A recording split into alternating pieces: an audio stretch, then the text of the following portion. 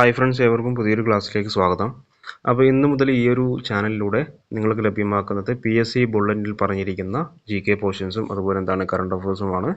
അപ്പോൾ നിങ്ങൾക്കറിയാം, PSC bulletin എന്ന് പറഞ്ഞിരിക്കുന്നത് നമ്മൾ LGS പരീക്ഷകൾക്കൊക്കെ വളരെ ഉപകാരപ്പെടുന്ന ഒരു ഭാഗമാണ്. PSC ബുള്ളറ്റിൻ നമ്മൾ സാധാരണ നമ്മൾ ക്ലാസ്സുകളൊക്കെ കാണുന്നത് പോലെ തന്നെ ഉപയോഗപ്പെടുത്തേണ്ട ഒരു ഭാഗമാണ് PSC ബുള്ളറ്റിൻ. അപ്പോൾ അതുകൊണ്ട് എന്ത് ചെയ്യുക, PSC ബുള്ളറ്റിനിൽ വരുന്ന എല്ലാ GK പോർഷൻസും അതുപോലെ എന്ത് ചെയ്യുക, കറണ്ട് അഫയേഴ്സ് കാര്യങ്ങളൊക്കെ നിങ്ങൾ കവർ ചെയ്യണം. അതുപോലെ മാത്സ്, മറ്റുള്ള സയൻസ് വിഷയങ്ങളൊക്കെ എന്ത് ചെയ്യണം, നമ്മൾ നല്ല രീതിയിൽ പ്രിപ്പയർ ചെയ്യണം. അപ്പോൾ അതിൻ്റെ ഒരു അനിവാര്യത മനസ്സിലാക്കിക്കൊണ്ടാണ് ഈ ഒരു ചാനൽ PSC ബുള്ളറ്റിൻ ചലഞ്ച് എന്ന് പറയുന്ന ഈ ഒരു സീരീസിലൂടെ PSC ബുള്ളറ്റിൻ പറഞ്ഞിരിക്കുന്ന GK പോർഷൻസും അതുപോലെ എന്താണ് കറണ്ട് അഫയേഴ്സും ഈ ഒരു ചാനലിലൂടെ നിങ്ങളിലേക്ക് എത്തിക്കാൻ ഞാൻ ഉദ്ദേശിച്ചത്. അപ്പോൾ നമുക്ക് എന്താ ചെയ്യുക, ഇന്ന് മുതൽ ഇന്നത്തെ ക്ലാസ്സിൽ നമ്മൾ നോക്കുന്നത് ഭരണഘടനയാണ്. അപ്പോൾ നമുക്കൊന്ന് നോക്കിയാലോ. ഒരു 30 ചോദ്യങ്ങളാണ് ഫെബ്രുവരിയിൽ PSC ബുള്ളറ്റിനിൽ ആദ്യത്തെ ലക്കത്തിൽ ഭരണഘടന ചോദ്യങ്ങൾ വന്നിട്ടുള്ളത്. അപ്പോൾ നമുക്ക് ക്ലാസ്സിലേക്ക് പോകാം. ആദ്യത്തെ ചോദ്യം, താഴെ പറയുന്നവയിൽ ശരിയായ പ്രസ്താവന ഏത്? താഴെ പറയുന്നവയിൽ ശരിയായ പ്രസ്താവന ഏത്? നമുക്ക് ഓരോ പ്രസ്താവന ഒന്ന് വായിച്ചു നോക്കാം. ഭരണഘടന രൂപം കൊണ്ടപ്പോഴുള്ള ഭാഗങ്ങളുടെ എണ്ണം എത്രയാണ്? 22 ആണ്. ഇത് ശരിയാണോ? ഭരണഘടന രൂപം കൊണ്ടപ്പോഴുള്ള ഭാഗങ്ങളുടെ എണ്ണം എത്രയാണ്? 22. ഇത് ശരിയാണോ? ഇത് ശരിയാണ്. അടുത്തത്, ഭരണഘടന രൂപം കൊണ്ടപ്പോഴുള്ള അനുച്ഛേദങ്ങളുടെ എണ്ണവും എത്രയാണ്? 395 ആണ്. ഭരണഘടന രൂപം കൊണ്ടപ്പോഴുള്ള അനുച്ഛേദങ്ങളുടെ എണ്ണം എത്രയാണ്? 395 ആണ്. അതും ശരിയാണ്. അടുത്തത്, ഭരണഘടന രൂപം കൊണ്ടപ്പോഴുള്ള പട്ടികകളുടെ എണ്ണം എത്രയാണ്? 8 എണ്ണമാണ്. ആ ഒരു ഓപ്ഷനും ശരിയാണ്. അപ്പം ഇവിടെ ആൻസർ ഏതാണ്? ബി ആണ്. 1, 2, 3 ശരി എന്നുള്ളതാണ്. അപ്പോൾ എന്താണ് ചോദ്യം വന്നിട്ടുള്ളത്? താഴെ പറയുന്നവയിൽ ശരിയായ പ്രസ്താവന ഏത്? ഇപ്പോൾ ശരിയായ പ്രസ്താവന 1, 2, 3 ശരിയാണ്. ഭരണഘടന രൂപം കൊണ്ടപ്പോഴുള്ള ഭാഗങ്ങളുടെ എണ്ണം 22 ആണ്. അതുപോലെ എന്താണ്, ഭരണഘടന രൂപം കൊണ്ടപ്പോഴുള്ള അനുച്ഛേദങ്ങളുടെ എണ്ണം എത്രയാണ്? 395 ആണ്. അതുപോലെ ഭരണഘടന രൂപം കൊണ്ടപ്പോഴുള്ള പട്ടികകളുടെ എണ്ണം എത്രയാണ്? 8 എണ്ണമാണ്. ഇതൊക്കെ നിങ്ങൾക്ക് അറിയാവുന്ന ചോദ്യങ്ങളാണ്. എന്നിരുന്നാലും ഒരു റിവിഷൻ എന്ന രീതിയിൽ നിങ്ങൾക്കിത് ഉപയോഗപ്പെടുത്താം. അടുത്ത ചോദ്യം, സ്വതന്ത്ര ഇന്ത്യയിൽ ആദ്യമായി ഏകീകൃത സിവിൽ കോഡ് നടപ്പിലാക്കിയ സംസ്ഥാനം ഏത്? എന്താണ്? സ്വതന്ത്ര ഇന്ത്യയിൽ ആദ്യമായി ഏകീകൃത സിവിൽ കോഡ് നടപ്പിലാക്കിയ സംസ്ഥാനം ഏത്? ഏതാണ്? ഓപ്ഷൻസ് ഒന്ന് വായിക്കാം. ഉത്തർപ്രദേശ്, അതുപോലെ എന്താണ് option B Chhattisgarh, option C Jharkhand, option D Uttarakhand. നിങ്ങളുടെ മനസ്സിലേക്ക് ഈ ഒരു ആൻസർ വരുന്നുണ്ടെന്ന് ഞാൻ പ്രതീക്ഷിക്കുന്നു. ഇവിടെ ഉത്തരം ഏതാണ്? ഉത്തരാഖണ്ഡാണ്. അപ്പം സ്വതന്ത്ര ഇന്ത്യയിൽ ആദ്യമായി ഏകീകൃത സിവിൽ കോഡ് നടപ്പിലാക്കിയ സംസ്ഥാനം ഏതാണ്? ഉത്തരാഖണ്ഡാണ്.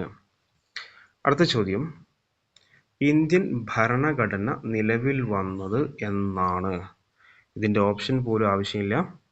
ആൻസർ ഏതാണ്? ഓപ്ഷൻ ബി ആണ്. 1950 ജനുവരി 26. ഇതൊക്കെ എല്ലാവർക്കും അറിയുന്ന ചോദ്യമാണ്. ഇന്ത്യൻ ഭരണഘടന നിലവിൽ വന്നത് എന്നാണ്? 1950 ജനുവരി 26. അടുത്ത ചോദ്യം, പൊതുഭരണം എന്നാൽ ഗവൺമെന്റ് ഭരണത്തെ സംബന്ധിക്കുന്നതാണ്. ആരുടെ വാക്കുകളാണ് ഇത്? പൊതുഭരണം എന്നാൽ ഗവൺമെന്റ് ഭരണത്തെ സംബന്ധിക്കുന്നതാണ്. ആരുടെ വാക്കുകളാണിത്? ഓപ്ഷൻസ് വായിക്കാം. Option A Woodrow Wilson, option B Herbert Simon, option C EN Gladden, option D LD White. ഏതാണ് ആൻസർ? ഏതാണ് മനസ്സിലേക്ക് വരുന്നുണ്ടോ? ഏതാണ് ആൻസർ? ഓപ്ഷൻ സി ആണ്. EN ഗ്ലാഡൻ ആണ്. ഓപ്ഷൻ സി EN ഗ്ലാഡൻ ആണ്. എന്ത്? പൊതുഭരണം എന്നാൽ ഗവൺമെന്റ് ഭരണത്തെ സംബന്ധിക്കുന്നതാണ് എന്ന് പറഞ്ഞതാരാണ്? EN ഗ്ലാഡൻ ആണ്. അടുത്ത ചോദ്യം, ഇന്ത്യൻ ഭരണഘടനയുടെ ആമുഖത്തിൽ മാറ്റം വരുത്തിയ ഭേദഗതി ഏത്? ഇന്ത്യൻ ഭരണഘടനയുടെ ആമുഖത്തിൽ മാറ്റം വരുത്തിയ ഭേദഗതി ഏത്? ഏതാണ് ആൻസർ? ഏതാണ്? ഓപ്ഷൻ സി ആണ് 42ാം ഭേദഗതി. ഇന്ത്യൻ ഭരണഘടനയുടെ ആമുഖത്തിൽ മാറ്റം വരുത്തിയ ഭേദഗതി ഏതാണ്? ഓപ്ഷൻ സി 42ാം ഭേദഗതി. അടുത്ത 6ാമത്തെ ചോദ്യമാണ്, ഇന്ത്യൻ സിവിൽ സർവീസ് ദിനം എന്നാണ്? ഇന്ത്യൻ സിവിൽ സർവീസ് ദിനം എന്നാണ്? ഇന്ത്യൻ സിവിൽ സർവീസ് ദിനം എന്നാണ്? Option A April 21 Indian civil service ദിനം എന്നാണ്? ഏപ്രിൽ 21. അടുത്തത് 7ാമത്തെ ചോദ്യമാണ്, 2010 കേരള ദുരന്ത നിവാരണ നയം അനുസരിച്ച് ദുരന്തങ്ങളെ എത്രയായി തിരിക്കാം? ഏതാണ് ആൻസർ? 2010 കേരള ദുരന്ത നിവാരണ നയം അനുസരിച്ച് ദുരന്തങ്ങളെ എത്രയായി തിരിക്കാം? ഓപ്ഷൻ ഡി ആണ് 5 തിരിക്കാം. 2010 ദുരന്ത നിവാരണ നയം അനുസരിച്ച് ദുരന്തങ്ങളെ 5 തിരിക്കാം. അടുത്തത് 8ാമത്തെ ചോദ്യമാണ്, ഇന്ത്യൻ ഭരണഘടനയുടെ രത്നം എന്ന് ആമുഖത്തെ വിശേഷിപ്പിച്ചത് ആരാണ്? ഈ പറഞ്ഞിരിക്കുന്ന ചോദ്യങ്ങൾ കംപ്ലീറ്റ് മുമ്പ് PSC പരീക്ഷയ്ക്ക് ചോദിച്ചതാണ്. ഇന്ത്യൻ ഭരണഘടനയുടെ രത്നം എന്ന് ആമുഖത്തെ വിശേഷിപ്പിച്ചത് ആരാണ്? M Hidayatullah, KM Munshi, NA Palkhivala, Thakurdas Bhargava. ഏതാണ് ആൻസർ? ഇന്ത്യൻ ഭരണഘടനയുടെ രത്നം എന്ന് ആമുഖത്തെ വിശേഷിപ്പിച്ചത് ആരാണ്? ഓപ്ഷൻ ഡി ആണ്, താക്കൂർദാസ് ഭാർഗവയാണ് ഇന്ത്യൻ ഭരണഘടനയുടെ രത്നം എന്ന് ആമുഖത്തെ വിശേഷിപ്പിച്ചത്. അടുത്തത് 9ാമത്തെ ചോദ്യമാണ്, കാര്യനിർവഹണത്തിന്റെ തലവൻ ആരാണ്? നമുക്കെല്ലാവർക്കും അറിയാം, ഓപ്ഷൻ എ ആണ്, രാഷ്ട്രപതിയാണ്. കാര്യനിർവഹണത്തിന്റെ തലവൻ ആരാണ്? രാഷ്ട്രപതിയാണ്. അടുത്ത ചോദ്യം, ഏതു രാജ്യത്തിന്റെ ഭരണഘടനയിൽ നിന്നാണ് മാർഗനിർദ്ദേശക തത്വങ്ങൾ എന്ന ഭരണഘടനാ ഭാഗം ഇന്ത്യ കടമെടുത്തിരിക്കുന്നത്? ചോദ്യം എന്താണ്? ഏതു രാജ്യത്തിന്റെ ഭരണഘടനയിൽ നിന്നാണ് മാർഗനിർദ്ദേശക തത്വങ്ങൾ എന്ന ഭരണഘടനാ ഭാഗം ഇന്ത്യ കടമെടുത്തിരിക്കുന്നത്? ഏതാണ്? ഓപ്ഷൻസ് നോക്കിയേ. ഏതാണ് ആൻസർ? ഏതാണ്? ഓപ്ഷൻ സി ആണ്, അയർലാൻഡ്. അപ്പോൾ ചോദ്യം എന്താണ്? ഏതു രാജ്യത്തിന്റെ ഭരണഘടനയിൽ നിന്നാണ് മാർഗനിർദ്ദേശക തത്വങ്ങൾ എന്ന ഭരണഘടനാ ഭാഗം ഇന്ത്യ കടമെടുത്തിരിക്കുന്നത്? ഏതാണ് ആൻസർ? ഏതാണ്? അയർലാൻഡ്. അപ്പോൾ മാർഗനിർദ്ദേശക തത്വങ്ങൾ ഇന്ത്യ കടം കൊണ്ടിട്ടുള്ളത് എവിടെ നിന്നാണ്? അയർലാൻഡിൽ നിന്നാണ്. അതുപോലെ 11ാമത്തെ ചോദ്യമാണ്, വിവരാവകാശ നിയമത്തിന്റെ മുൻഗാമി ഏതാണ്? വിവരാവകാശ നിയമത്തിന്റെ മുൻഗാമി ഏതാണ്? ഏത് നിയമമായിരുന്നുള്ളത്? വിവരാവകാശം വരുന്നതിന് മുമ്പ് ഏത് നിയമമായിരുന്നു അന്ന് നിലവിലുണ്ടായിരുന്നത്? ഏതാണ്? ഓപ്ഷൻ ഡി ആണ്, വിവര സ്വാതന്ത്ര്യ നിയമം 2002. വിവരാവകാശ നിയമത്തിന്റെ മുൻഗാമി ഏതാണ്? വിവര സ്വാതന്ത്ര്യ നിയമം 2002. അടുത്തത് 12ാമത്തെ ചോദ്യമാണ്, ഡോക്ടർ DS കോത്താരി കമ്മീഷനുമായി ബന്ധമില്ലാത്ത പ്രസ്താവന ഏത്? ഡോക്ടർ DS കോത്താരി കമ്മീഷനുമായി ബന്ധമില്ലാത്ത പ്രസ്താവന ഏത്? ഏതാണ് ബന്ധമില്ലാത്തത്? നമുക്കതൊന്ന് നോക്കാം. ബന്ധമില്ലാത്തത് ഓപ്ഷൻ ഡി ആണ്. ഏതാണ്?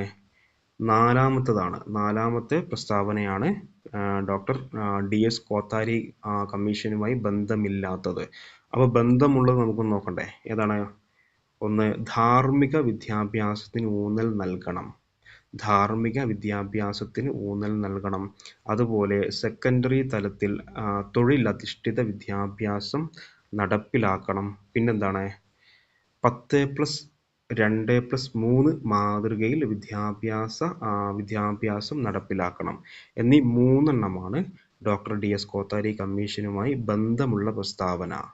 അപ്പോൾ ധാർമ്മിക വിദ്യാഭ്യാസത്തിന് ഊന്നൽ നൽകണം, സെക്കൻഡറി തലത്തിൽ തൊഴിലധിഷ്ഠിത വിദ്യാഭ്യാസം നടപ്പിലാക്കണം, പിന്നെന്താണ്? 10+2+3 മാതൃകയിൽ വിദ്യാഭ്യാസം നടപ്പിലാക്കണം. അടുത്ത ചോദ്യം 13ാമത്തെ ചോദ്യമാണ് ഇന്ത്യ മൗലിക അവകാശങ്ങൾ കടം കൊണ്ടത് ഏത് രാജ്യത്ത് നിന്നാണ്? ഏതാണ്? ഓപ്ഷൻ എ അമേരിക്കയാണ്. നമുക്ക് എല്ലാവർക്കും അറിയുന്ന ചോദ്യമാണ്. ഇന്ത്യ മൗലിക അവകാശങ്ങൾ കടം കൊണ്ട രാജ്യം ഏതാണ്? അമേരിക്കയാണ്. അതുപോലെ 14ാമത്തെ ചോദ്യമാണ് അറ്റോർണി ജനറൽ സർക്കാരിന് നൽകുന്ന പ്രധാന സേവനം എന്ത്? അറ്റോർണി ജനറൽ സർക്കാരിന് നൽകുന്ന പ്രധാന സേവനം എന്താണ്? ഓപ്ഷൻ സി ആണ്. എന്താണ്? നിയമോപദേശം ആണ്. അറ്റോർണി ജനറൽ സർക്കാരിന് നൽകുന്ന പ്രധാന സേവനം എന്താണ്? നിയമോപദേശമാണ്. അടുത്തത് 15ാമത്തെ ചോദ്യമാണ് ഗാർഹിക പീഡന നിരോധന നിയമ ബില്ല് ഒപ്പുവെച്ച പ്രസിഡന്റ് ആരാണ്? ഗാർഹിക പീഡന നിരോധന നിയമ ബില്ല് ഒപ്പുവെച്ച പ്രസിഡന്റ് ആരാണ്? ഓപ്ഷൻ ഡി APJ അബ്ദുൽ കലാമാണ്. ഗാർഹിക പീഡന നിരോധന നിയമ ബില്ല് ഒപ്പുവെച്ച പ്രസിഡന്റ് ആരാണ്? ഓപ്ഷൻ ഡി APJ അബ്ദുൽ കലാമാണ്. 16ാമത്തെ ചോദ്യം കേന്ദ്ര ഗവൺമെന്റിന്റെയും സംസ്ഥാന ഗവൺമെന്റുകളുടെയും അധികാര വിഭജനത്തെക്കുറിച്ച് പരാമർശിക്കുന്ന ഭരണഘടനാ പട്ടിക ഏതാണ്? ഇവിടെ ചോദിച്ചത് എന്താണ്? പട്ടികയാണ് ചോദിച്ചത്. അപ്പോൾ കേന്ദ്ര ഗവൺമെന്റിന്റെയും സംസ്ഥാന ഗവൺമെന്റുകളുടെയും അധികാര വിഭജനത്തെക്കുറിച്ച് പരാമർശിക്കുന്ന ഭരണഘടനാ പട്ടിക ഏതാണ്? ഓപ്ഷൻ ബി ആണ്. 7 കേന്ദ്ര ഗവൺമെന്റിന്റെയും സംസ്ഥാന ഗവൺമെന്റുകളുടെയും അധികാര വിഭജനത്തെക്കുറിച്ച് പരാമർശിക്കുന്ന ഭരണഘടനാ പട്ടിക ഏതാണ്? Option B 7. അതുപോലെ 17ാമത്തെ ചോദ്യമാണ് നിയമങ്ങളുടെയും നയങ്ങളുടെയും നടപ്പിലാക്കൽ, ഭരണനിർവഹണം എന്നീ ചുമതലകൾ നിർവഹിക്കുന്ന ഗവൺമെന്റിന്റെ വിഭാഗം ഏതാണ്? എന്താണ് ചോദ്യം? നിയമങ്ങളുടെയും നയങ്ങളുടെയും നടപ്പിലാക്കൽ, ഭരണനിർവഹണം എന്നീ ചുമതലകൾ നിർവഹിക്കുന്ന ഗവൺമെന്റിന്റെ ഏതാണ്? ആൻസർ ഏതാണ്? നമുക്ക് എല്ലാവർക്കും അറിയുന്ന ആൻസർ തന്നെയാണ്. ഏതാണ്? കാര്യനിർവഹണം. Option A കാര്യനിർവഹണം. നിയമങ്ങളുടെയും നയങ്ങളുടെയും നടപ്പിലാക്കൽ, ഭരണനിർവഹണം എന്നീ ചുമതലകൾ നിർവഹിക്കുന്ന ഗവൺമെന്റിന്റെ വിഭാഗമാണ് എന്ത്? കാര്യനിർവഹണം. അടുത്തത് 18ാമത്തെ ചോദ്യമാണ് തദ്ദേശ സ്വയംഭരണ സ്ഥാപനങ്ങളുടെ പിതാവ് ആര്? തദ്ദേശ സ്വയംഭരണ സ്ഥാപനങ്ങളുടെ പിതാവ് ആരാണ്? റിപ്പൺ പ്രഭുവാണ്. ഓപ്ഷൻ സി റിപ്പൺ പ്രഭുവാണ്. തദ്ദേശ സ്വയംഭരണ സ്ഥാപനങ്ങളുടെ പിതാവ് ആരാണ്? ഓപ്ഷൻ സി റിപ്പൺ പ്രഭു. അടുത്തത് 19ാമത്തെ ചോദ്യമാണ് പാർലമെന്ററി സബ് കമ്മിറ്റി എന്നറിയപ്പെടുന്ന കമ്മിറ്റി ഏതാണ്? പാർലമെന്ററി സബ് കമ്മിറ്റി എന്നറിയപ്പെടുന്ന കമ്മിറ്റി ഏതാണ്? ആൻസർ ഏതാണ്? ഓപ്ഷൻ എ ആണ്. PK തുങ്കൻ കമ്മിറ്റിയാണ്. പാർലമെന്ററി സബ് കമ്മിറ്റി എന്നറിയപ്പെടുന്ന കമ്മിറ്റി ഏതാണ്? PK തുങ്കൻ കമ്മിറ്റിയാണ്. അടുത്തത് 20ാമത്തെ ചോദ്യമാണ് സംസ്ഥാന അഡ്വക്കേറ്റ് ജനറലിന്റെ ഓഫീസ് സംബന്ധിച്ച ഭരണഘടന ആർട്ടിക്കിൾ ഏതാണ്? സംസ്ഥാന അഡ്വക്കേറ്റ് ജനറലിന്റെ ഓഫീസ് സംബന്ധിച്ച ഭരണഘടന ആർട്ടിക്കിൾ ഏതാണ്? ആൻസർ വരുന്നത്? ഓപ്ഷൻ ബി 165 ആണ്. അപ്പം ആർട്ടിക്കിൾ ഏതാണ്? സംസ്ഥാന അഡ്വക്കേറ്റ് ജനറലിന്റെ ഓഫീസ് സംബന്ധിച്ച ഭരണഘടന ആർട്ടിക്കിൾ ഏതാണ്? 165 ആണ്. അതുപോലെ ഇന്ത്യയിലെ ജനങ്ങളുടെ മാഗ്ന കാർട്ട എന്നറിയപ്പെട്ടത് ഏതാണ്? ഇന്ത്യയിലെ ജനങ്ങളുടെ മാഗ്ന കാർട്ട എന്നറിയപ്പെട്ടത് ഏതാണ്? ആൻസർ വരുന്നത്? ഓപ്ഷൻ സി ആണ്. Government of India act 1858. ഇന്ത്യയിലെ ജനങ്ങളുടെ മാഗ്ന കാർട്ട എന്നറിയപ്പെട്ടത് ഏതാണ്? ഓപ്ഷൻ സി ആണ്. Government of India act 1858. അടുത്ത ചോദ്യം 22ാമത്തെ ചോദ്യമാണ് മൗലിക അവകാശങ്ങളിൽ ഉൾപ്പെടാത്തത് ഏത്? മൗലിക അവകാശങ്ങളിൽ ഉൾപ്പെടാത്തത് ഏത്? ഓപ്ഷൻസ് ഒന്ന് വായിക്കാം. ഒന്നെന്താണ്? ചൂഷണത്തിനെതിരെയുള്ള അവകാശം, അത് ഉൾപ്പെടുന്നതാണ്. അതുപോലെ 2 സ്വാതന്ത്ര്യത്തിനുള്ള അവകാശം, അതും ഉൾപ്പെടുന്നതാണ്. 3 സ്വത്തവകാശം, അത് ഉൾപ്പെടാത്തതാണ്. 4 എന്താണ്? സാമ്പത്തിക സമത്വത്തിനുള്ള അവകാശം, അതും ഉൾപ്പെടാത്തതാണ്. അപ്പം ആൻസർ ഏതാണ്? ഓപ്ഷൻ സി ആണ്. 3ഉം 4ഉമാണ് ആൻസർ വരുന്നത്. അപ്പോൾ ഉൾപ്പെടാത്തത് നമുക്ക് പഠിക്കേണ്ട ആവശ്യമില്ല. അപ്പോൾ മൗലിക അവകാശങ്ങളിൽ ഉൾപ്പെടുന്നത് ഇവിടെ ഏതൊക്കെയാണ്? ചൂഷണത്തിനെതിരെയുള്ള അവകാശം, സ്വാതന്ത്ര്യത്തിനുള്ള അവകാശം. ഇവിടെ ആൻസർ വരുന്നത് 3ഉം 4ഉമാണ്. ആൻസർ ഓപ്ഷൻ സി ആണ് വരുന്നത്. അടുത്തത് 23ാമത്തെ ചോദ്യമാണ്. തൊഴിലുറപ്പ് ക്ഷേമനിധി ആരംഭിച്ച ഇന്ത്യയിലെ ആദ്യ സംസ്ഥാനം ഏതാണ്? തൊഴിലുറപ്പ് ക്ഷേമനിധി ആരംഭിച്ച ഇന്ത്യയിലെ ആദ്യ സംസ്ഥാനം ഏതാണ്? ഓപ്ഷൻ എ കേരളമാണ്. തൊഴിലുറപ്പ് ക്ഷേമനിധി ആരംഭിച്ച ഇന്ത്യയിലെ ആദ്യ സംസ്ഥാനം ഏതാണ്? കേരളമാണ്. അടുത്തത് 24ാമത്തെ ചോദ്യമാണ്. മാർഗനിർദ്ദേശക തത്വങ്ങളെക്കുറിച്ച് പരാമർശിക്കുന്ന ആർട്ടിക്കിൾ ഏത്? നിർദ്ദേശക തത്വങ്ങളെക്കുറിച്ച് പരാമർശിക്കുന്ന ആർട്ടിക്കിൾ ഏതാണ്? ഓപ്ഷൻ സി 36 മുതൽ 51 വരെയുള്ള ആർട്ടിക്കിളാണ്. അപ്പോൾ മാർഗനിർദ്ദേശക തത്വങ്ങളെക്കുറിച്ച് പരാമർശിക്കുന്ന ആർട്ടിക്കിൾ ഏതാണ്? 36 മുതൽ 51 വരെ. അടുത്തത് 25ാമത്തെ ചോദ്യമാണ്. ഭരണഘടനയിൽ നിലവിൽ എത്ര ഭാഗങ്ങൾ ഉണ്ട്? 25ാമത്തെ ചോദ്യമാണ്. ഭരണഘടനയിൽ നിലവിൽ എത്ര ഭാഗങ്ങൾ ഉണ്ട്? ഓപ്ഷൻ ബി 25 ഭാഗങ്ങൾ ഉണ്ട്. അപ്പോൾ 25ാമത്തെ ചോദ്യത്തിന് ആൻസർ ഏതാണ്? 25 തന്നെയാണ്. ഭരണഘടനയിൽ നിലവിൽ എത്ര ഭാഗങ്ങൾ ഉണ്ട്? 25. അടുത്തത് 26ാമത്തെ ചോദ്യം. സംരക്ഷണ ഓഫീസർ ഗാർഹിക സംഭവ റിപ്പോർട്ട് സമർപ്പിക്കേണ്ടത് ആർക്കാണ്? സംരക്ഷണ ഓഫീസർ, പ്രൊട്ടക്ഷൻ ഓഫീസർ ഗാർഹിക സംഭവ റിപ്പോർട്ട് സമർപ്പിക്കേണ്ടത് ആർക്കാണ്? ഓപ്ഷൻ സി മജിസ്ട്രേറ്റിനാണ്. അപ്പോൾ സംരക്ഷണ ഓഫീസർ ഗാർഹിക സംഭവ റിപ്പോർട്ട് സമർപ്പിക്കേണ്ടത് ആർക്കാണ്? മജിസ്ട്രേറ്റിനാണ്. അതുപോലെ 27ാമത്തെ ചോദ്യം. ആരുടെ ജന്മദിനമാണ് ദേശീയ വനിതാ ദിനമായി ആചരിക്കുന്നത്?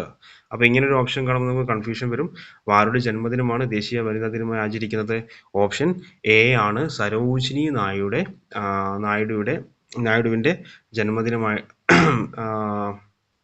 ജന്മദിനത്തിലാണ് നമ്മൾ ദേശീയ വനിതാ ദിനമായിട്ട് ആചരിക്കുന്നത്. അപ്പോൾ ആരുടെ ജന്മദിനമാണ് ദേശീയ വനിതാ ദിനമായി ആചരിക്കുന്നത്? Option A Sarojini Naidu. അടുത്തത് 28ാമത്തെ ചോദ്യമാണ്. സോളിസിറ്റർ ജനറലിന്റെ നിയമനം നിർവഹിക്കുന്നത് ആരാണ്? സോളിസിറ്റർ ജനറലിന്റെ നിയമനം നിർവഹിക്കുന്നത് ആരാണ്? Option D രാഷ്ട്രപതിയാണ്. സോളിസിറ്റർ ജനറലിന്റെ നിയമനം നിർവഹിക്കുന്നത് ആരാണ്? രാഷ്ട്രപതിയാണ്. അടുത്തത് 29ാമത്തെ ചോദ്യമാണ്. ഇന്ത്യ പിന്തുടരുന്ന കാര്യനിർവഹണ രീതി ഏത്? ഇന്ത്യ പിന്തുടരുന്ന കാര്യനിർവഹണ രീതി ഏതാണ്? പാർലമെന്ററി വ്യവസ്ഥയാണ്. അപ്പോൾ ഇന്ത്യ പിന്തുടരുന്ന കാര്യനിർവഹണ രീതി ഏതാണ്? പാർലമെന്ററി വ്യവസ്ഥയാണ്. അടുത്തത് ലാസ്റ്റ് ചോദ്യമാണ്, 30ാമത്തെ ചോദ്യമാണ്. ഇന്ത്യൻ ഭരണഘടനയുടെ ഹൃദയവും ആത്മാവും എന്ന് ഡോക്ടർ അംബേദ്കർ വിശേഷിപ്പിച്ച ആർട്ടിക്കിൾ ഏത്? ഒരുപാട് തവണ PSC ചോദിച്ചതാണ്. ഇന്ത്യൻ ഭരണഘടനയുടെ ഹൃദയവും ആത്മാവും എന്ന് ഡോക്ടർ BR അംബേദ്കർ വിശേഷിപ്പിച്ച ആർട്ടിക്കിൾ ഏതാണ്? ഓപ്ഷൻ ഡി 32 ആണ്. അപ്പോൾ ഇന്ത്യൻ ഭരണഘടനയുടെ ഹൃദയവും ആത്മാവും എന്ന് ഡോക്ടർ BR അംബേദ്കർ വിശേഷിപ്പിച്ച ആർട്ടിക്കിൾ ഏതാണ്? ഓപ്ഷൻ ഡി 32 ആണ്. അപ്പോൾ ഇന്നത്തെ ക്ലാസ്സിൽ ഇത്രയും കാര്യങ്ങളാണ്. അപ്പോൾ അടുത്ത ദിവസം ഈ PSC ബുള്ളറ്റിൽ പറഞ്ഞിരിക്കുന്ന ബാക്കി കാര്യങ്ങളുമായിട്ട് അടുത്ത ദിവസം കാണാം. ഈ ഒരു ക്ലാസ് നിങ്ങൾക്ക് ഉപകാരപ്പെട്ടിട്ടുണ്ടെങ്കിൽ തീർച്ചയായിട്ടും നിങ്ങൾ എന്ത് ചെയ്യുക? ചാനൽ ജോയിൻ ചെയ്യുക. ഓക്കെ.